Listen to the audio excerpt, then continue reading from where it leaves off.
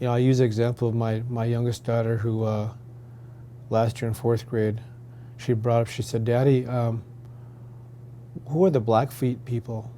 What tribe is that, Daddy? I said, well, they're traditionally from Montana. They have a large reservation, a beautiful reservation in western Montana. And I said, well, Daddy, they're bad people. I said, what? What do you mean? So my wheels start turning, and she said, well, they stole horses, Daddy. I'm thinking, well, who said that? Well, the teacher taught us that, and that was in our book today. And so I said, show me your book. So we went home, and there was a page or two about the Blackfeet tribe, and much of it was about stealing horses. And I'm thinking, oh, here we go again. So now you have my daughter and her, 20-some friends in the class thinking this way. And when you're that age, it's kind of like, that's the truth. So now you have nothing to counter that. You don't have a trueness behind, like, okay, well, there was a reason why they stole horses. That was, yeah, tribes did that with each other. That was just the way of life, And yeah, the Blackfeet had the best horses, and but it was just the way it was. But does that make them bad people? No, it does not. Absolutely does not.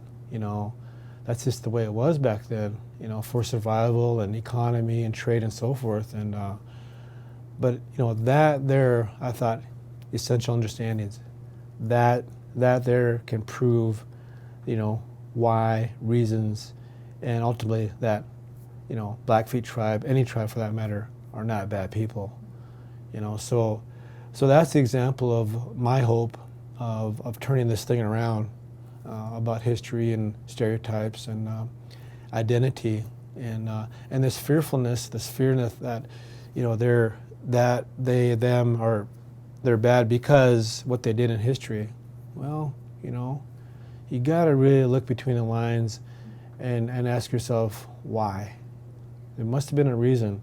People that just don't do things, and well, I shouldn't say that, some people do, but at least for our people, and even the word Lakota, we use a lot of the word wo Lakota, means peace, ally, friend, peaceful. That's who we are, versus the savage and this, ready to attack and kill. That is so, and that goes back to monikers and logos, and we've been through all that, and those are the reasons why, myself included, we get a little upset by that imagery, and using that logo in a frame of respect. Well, we're trying to do this in honor of you. Well, maybe we don't want to be honored that way. It's like me putting a cowboy hat on you because I want to honor you, and I'm doing this out of respect. And you're like, wait a minute, I'm not a cowboy. Oh, yeah, you are. And wear it because, and by the way, there's a policy to follow that you have to wear this. I'm like, okay, time out now.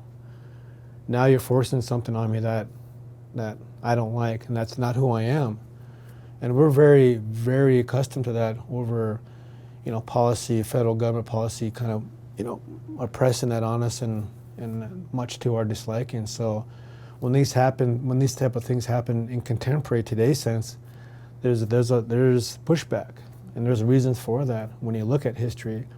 And so again, that's my hope, that a lot of this true history written by our people, by our elders and so forth, that this will change things around for the better for everybody. Yeah, that's great.